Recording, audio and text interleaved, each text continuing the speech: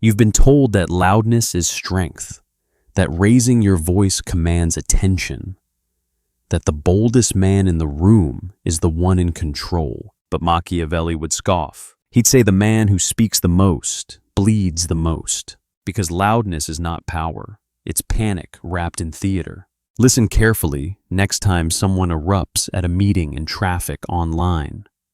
You'll hear it, the tremble beneath the roar, the desperation behind the performance. The raised voice is not a sword, it's a confession. You think they're dominating? No, they're drowning. Because people don't raise their voices when they feel safe. They do it when control is slipping through their fingers, when they no longer trust that silence alone will protect them. So they resort to volume, theatrics, exaggeration. It's not strategy, it's survival. Watch closely. The loudest man in the argument is rarely the winner. He's the one most terrified of losing. And his noise is a flare drawing attention not to his dominance, but to his unraveling. The wise understand this. Power is measured not by how loudly you can speak, but by how little you need to. A general doesn't shout orders in the middle of a battlefield. He issues them quietly once and watches them ripple through his chain of command. A king doesn't need to scream to be feared. His mere silence at the dinner table makes the room freeze. But you've been taught to perform, to explain, to defend, to raise your hand, your voice, your value. They told you that if you don't speak up, you'll be ignored. And sometimes, yes, silence can be invisibility, but not when it's intentional. Strategic silence isn't about muting yourself. It's about removing noise so every word matters, so that when you do speak, people lean in, not out of courtesy, but instinct. You've trained them to listen. But when you're loud, you train them to tune you out. Because here's the truth, noise is cheap. Anyone can raise their voice. It takes no discipline, no mastery, no thought. Just emotion. And often the wrong kind. Anger, fear, desperation. It's why weak men shout, because they have no army behind them, only echoes. You've seen this in politics, in boardrooms, on stages. The ones who scream the loudest about strength, loyalty, greatness, they're often the ones clinging to power they know is slipping. Real power doesn't broadcast itself. It doesn't need applause. It doesn't beg to be heard. It waits. It watches. And when it moves with precision, like a blade drawn only once. But you've been conditioned to think noise equals strength, that energy equals presence, that excitement equals confidence. And so you imitate the wrong models. You speak more. You raise your pitch. You over-explain, overreact, overshare, until your voice becomes background noise. And in that moment, power walks past you, quietly, unnoticed. You see, power has one rule. It doesn't chase attention. It makes attention chase it. Machiavelli knew this. He wrote not for the moral, but for the manipulator. He understood the psychology of perception. And he would tell you, the louder the voice, the greater the fear it masks. So, next time someone yells, don't flinch, don't respond. Observe, see them clearly, not as strong, but as exposed. And ask yourself, how loud have you been lately? Because power doesn't perform, it prepares, and when it's ready, it doesn't shout. It strikes. You mistake volume for certainty. You've seen it happen. You're in a room, someone speaks with force, fast and firm, and suddenly everyone nods. Not because they understand, not because they agree, but because the performance was convincing. Confidence is a spell, and volume is its illusion. But here's the dark truth. Most confident performances are just that, performances. Loud voices, sharp gestures, strong opinions delivered with the urgency of crisis. It feels like leadership. It feels like truth. But often, it's compensation. Machiavelli would say, the one who tries hardest to appear strong is already weak. You don't overcompensate when you feel secure. You don't need to convince others when you've already convinced yourself. And yet everywhere you look, offices, social feeds, dinner tables, you see people performing confidence like actors desperate for a role. They raise their voices not because they know, but because they need you to think they know. And worse, you often believe them. Because your brain doesn't just listen to what people say, it reads how they say it. Neuroscience proves that tone and rhythm can override logic in your decision-making. You're not just swayed by arguments, you're swayed by certainty, even when it's fake. That's why loudness works for a time, but it's also why it breaks. Because over time, people notice the pattern. They notice that behind the roar, there's repetition. Behind the certainty, there's a script. Behind the dominance, there's a deep need to be seen. And that need, that's the tell. A lion doesn't need to prove it's a lion. It doesn't need to roar constantly. One low growl clears the field because its power is proven, not performed. But the pretender, he roars every hour. You've done this yourself. You've raised your voice when you weren't sure. You've spoken first to avoid looking unprepared. You've interrupted not to contribute, but to stay visible. You weren't speaking from power. You were speaking from fear of irrelevance. And you called it confidence, but Machiavelli would call it self-preservation theater. Because the truly powerful, they don't speak often. But when they do, they don't rush. They don't fill silence with noise. They don't need to win the room, they need only to shift it. And silence is their weapon. Watch them. They don't start with noise. They wait. They absorb. They listen so completely that by the time they speak, their words feel inevitable, like they were always true, just unspoken until now. This is real confidence. It's slow, it's deliberate, it's unnerving, because it doesn't beg, it doesn't persuade. It simply states, and when you hear it, you feel the shift. You question yourself. Not because they made you, but because their certainty didn't perform. It landed. This is what you must learn. To break the spell of fake confidence, you must study its ingredients: loudness, speed, certainty, urgency, all tools of the afraid. Because the louder someone speaks, the more they reveal what they don't want you to see. Their fear, their uncertainty, their need to matter. And you should do the opposite. Speak less, mean more. Because true power doesn't make noise, it makes people listen. That's the distinction. And if you understand this, truly understand, it changes how you walk into every room. You no longer compete for volume. You become the pause. You become the silence that disrupts noise. And when you speak once and let the room do the rest. There is a rule, ancient, unspoken, absolute. He who speaks least controls most. Machiavelli didn't invent it. He merely articulated what emperors and assassins already knew. Silence is not passivity. It is power waiting in disguise. You think the loudest man dominates the courtroom. No, the real danger sits 3 seats away. He hasn't said a word. He's watching, calculating, cataloging every emotional crack in his opponent's armor. And when he speaks, if he speaks, it will feel like a blade has entered the room, because silence sharpens the voice. When you speak rarely, your words become weighted. Observers lean in. Enemies second guess. Even allies grow careful, not because you are cruel, but because you are disciplined. Machiavelli called it the law of silence. He wrote of courts where noise signaled weakness, where those who spoke often were suspected of ambition, of desperation, where the most feared men were the ones no one could read. And today, nothing has changed. In meetings, debates, politics, he who speaks often is easier to map. His values, his fears, his impulses, all laid bare like an open book.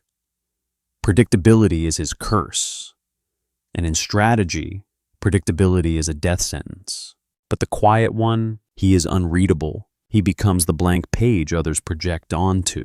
They fear offending him because they don't know what offends him. They fear underestimating him because they don't know what he knows. And in that ambiguity, he owns them. Because ambiguity creates space. Space where others lose balance. Space where you can strike. It's not about muting yourself into invisibility. No silence is not absence. It is presence without performance. It is the refusal to be baited. To speak only when it serves, never when it soothes. To watch others pour their psychology onto the table while you keep yours tucked behind your back. You've seen this play out. A loud voice mocks you in public, expecting a return blow. But you say nothing. Now he wonders, did he hurt you? Did he win? Did he just expose himself? His laughter fades quickly. That is silence as dominance. The truly powerful don't fight to be heard. They fight to remain unpredictable. You think saying more makes you clear. It makes you cheap. Because the more you say, the more you can be used. Your words can be twisted. Your stance is memorized. Your identity weaponized.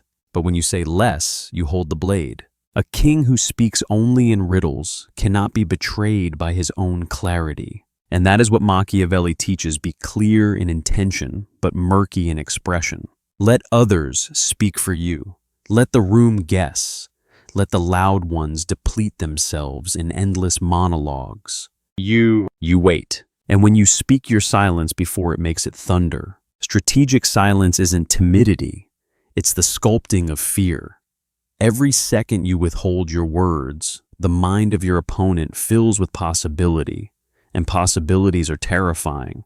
Are you angry? Are you indifferent? Are you planning something? The answer doesn't matter. The fact that they don't know is your leverage. Machiavelli would say the man who cannot be read cannot be ruled. But you've been trained to be open, transparent, communicative, to answer immediately, to fill every silence. You think that makes you safe. It makes you targetable. The loud expose themselves. The silent become myth, and no one dares strike a myth. Visibility feels like victory until it becomes a cage. They told you to speak up, stand out, share your truth. You believe them. You thought attention was affirmation, that to be loud was to be heard, that to be seen was to be safe. But Machiavelli would warn you, the moment you make yourself visible, you become a target. Visibility invites interpretation, and interpretation invites manipulation. You walk into a room, voice high, arms wide, eager to connect. But every gesture reveals something. Every sentence gives a piece away. You thought you were building rapport. You were revealing your map. Now they know where your lines are, where you compromise, what you care about, what offends you, what excites you, and worst of all, what breaks you. This is the trap of noise. Because when you expose yourself, others don't admire you. They inventory you. What you thought was connection becomes calculation. The loud, emotional, expressive self you present, it becomes a manual for how to control you. Watch any manipulator. They never act loud first. They observe the loud. They take notes, wait, adapt. Because when you're visible, you're predictable. When you're predictable, you're manageable. And when you're manageable, you're not dangerous. You're disposable. You think visibility earns respect. It earns vulnerability because not everyone watching admires you. Some watch for weakness, some for opportunity, some for leverage. And the more you talk, the more you give them. It starts subtly. You rant in frustration, they note your emotional triggers. You brag about your success, they hear where your identity is anchored. You flinch at criticism, they see the crack. And then one day it's used in a negotiation, in an argument, in silence. And you wonder how they knew. They didn't read your mind. You broadcasted your mind, and they simply watched. You handed them the knife, and now you're shocked that it cut. Machiavelli would never have allowed this. He wrote of kings who vanished from court, not from fear, but to starve their enemies of access. He knew that being seen too often erodes your presence. That power overexposed becomes power normalized. And the normalized man, he no longer inspires fear. He invites comparison, and someone always wants your throne. So what do? You retreat. Not out of fear, but design. You become selective. Selective with your appearances. Selective with your reactions. Selective with your words. Not to be mysterious, but to remain unreadable. Because mystery is power's favorite armor. And in war, make no mistake, you are always at war.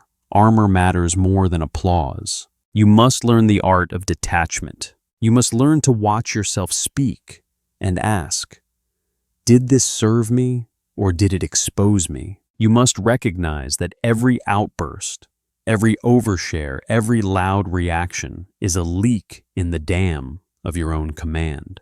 Plug it. You don't need to vanish. You just need to speak less about yourself. Let others do the talking. Let them grow loud and exposed. Let them feel powerful for a moment. Because they don't realize the higher the volume, the deeper the trap.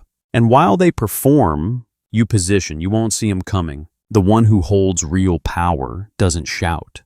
He doesn't storm into rooms. He doesn't rehearse dominance like a play. He waits. He watches the noise rise, voices clash, egos swell, attention addicts perform for the crowd. And while they scramble for the spotlight, he sketches the architecture of control in the dark. You think silence is absence? No, silence is design. He's not gone, he's building. He builds alliances in whispers. He plants questions instead of answers. He studies the tremors in people's voices when their masks slip.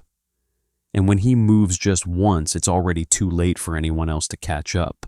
Because power isn't just control over others. It's control over yourself, over your presence, over the timing of your impact. Loud people are impulsive. They chase validation, burn their energy fast, reveal themselves in full. They exhaust the room. The quiet architect, he preserves energy. He chooses presence like a sniper, chooses when to pull the trigger. Not constantly, not carelessly, just once with intent. This is why silence frightens people. They can't decode it. It could be apathy, or fury, or genius, or judgment. Silence is ambiguity, and ambiguity unsettles the loud. They speak louder in response. To fill it. To chase your attention. To drag you into their arena, one ruled by emotion, noise, reaction. But power never plays in someone else's arena. It creates its own, and in that arena power is cold, surgical, quiet. The strongest player on the board isn't the one making the most moves. It's the one who makes others move. So while they shout, you wait. While they defend, you observe. While they posture, you position. And when their noise becomes white noise, when the room tires of their volume and spectacle, you speak once, and suddenly the room resets. Not because your voice was loud, but because it was the only one that mattered. You won't feel the need to explain yourself. You won't rush to fill silences. You won't perform certainty for applause. You'll learn the art of control, of being underestimated just long enough. Because the most dangerous thing in the room is the thing no one noticed. The man they dismissed as quiet, passive, detached. He's the one who takes everything Because while they were shouting for attention, he was designing the end game. So now you understand. Power doesn't roar. It doesn't beg to be noticed. It moves like fog in the morning, silent, slow, certain. You don't need to raise your voice to be felt. You only need to decide when to be heard. And once you do, once you master the silence, you'll see how much of the world is noise, fear in disguise, performance mistaken for strength. Let them be loud. You build in quiet. You sharpen in the shadows. And when it's time, you'll speak once and never need to again.